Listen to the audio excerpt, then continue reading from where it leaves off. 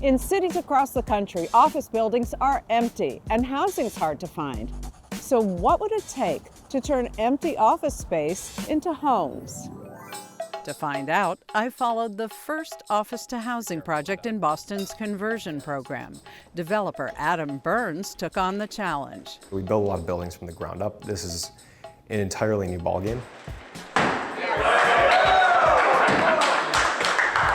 The City of Boston has broken down barriers to get developers to take on conversion projects, offering a massive incentive, a 75% property tax cut for 29 years, plus state subsidies up to $4 million per project.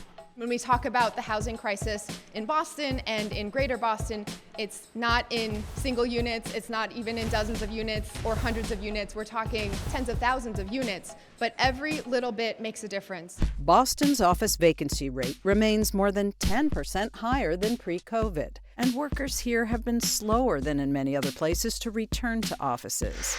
Converting those empty offices to apartments could be a way to revive downtown. But not every building works. So what kind of building works down here? Can you show me? Yeah, I mean, this is a great spot because you see almost every condition. The challenge with those buildings is those buildings are so big from the elevator to the windows that they're a dimension that doesn't naturally work for apartments, so they're much more expensive to renovate. Skinnier buildings work better, and that's why buildings built before the Second World War are the best candidates, because they're much narrower than modern office buildings. That means older cities like Boston, which have a lot of pre-World War II buildings, have an advantage. So you're going to need one of these today. Okay. This 19th century office building is in Boston's financial district. It's not an area where many people live now, but it does meet the criteria.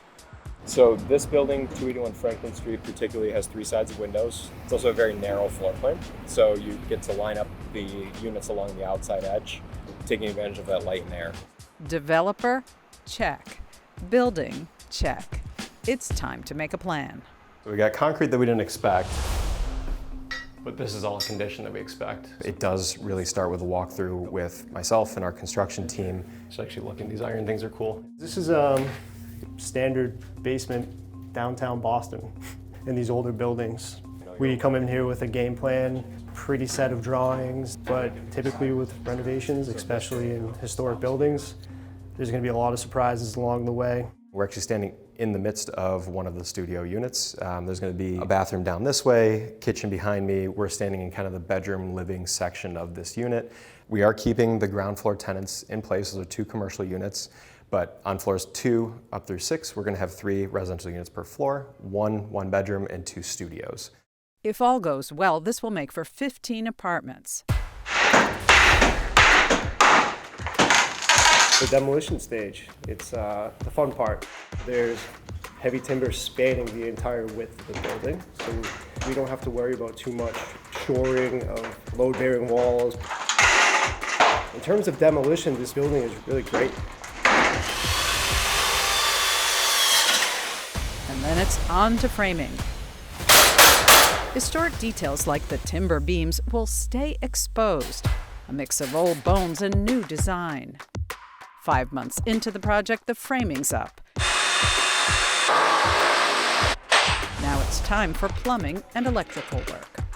And I see my refrigerator is going to go right here, is that right? And you got your water line right below it. Water line. Kitchen right along there. You got your gas line for your stove over there. You see on the exterior walls, we're running conduit to all the outlets that have to go on the exterior walls because these are all brick. So they can't sit in the walls like you see on the wood side.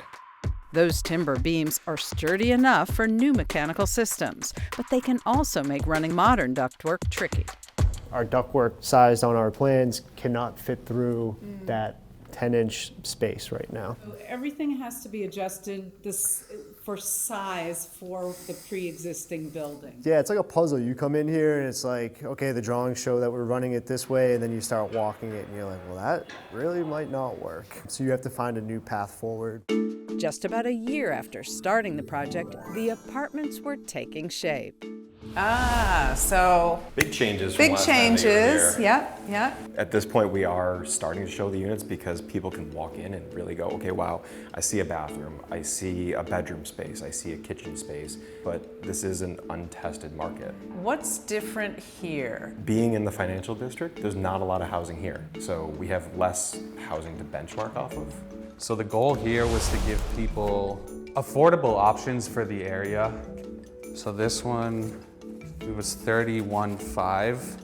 You'll have your stovetop right behind you and fridge right behind you. And we're standing in the living room now. And from design to reality, new kitchen appliances make their way into Franklin Street. And as these former offices are nearly ready to be called home, other projects are getting underway across downtown. And Boston's not alone. The office-to-apartment idea is spreading across Massachusetts with a state-backed program. Across the country, cities are seeing record numbers of office conversions, more than 70,000 apartments nationwide in 2025, triple the number from just 3 years earlier.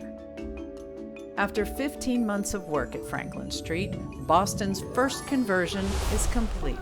Thank you so much. Thank you so much. These new residents greet their first guest. No special guest for this new tenant, she's just happy to be moving in. This conversion is a great and creative solution that the city has done. We're converting something that was once vacant to something where I can live in, so this is a great answer for someone like me, a young urban professional.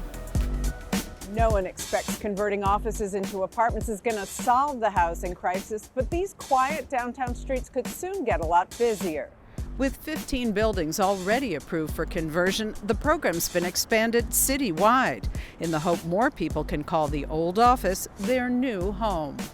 Would you like to live in a converted office building? Let us know in the comments. And if you'd like more stories about housing in your inbox, subscribe to our free newsletter, The Daily.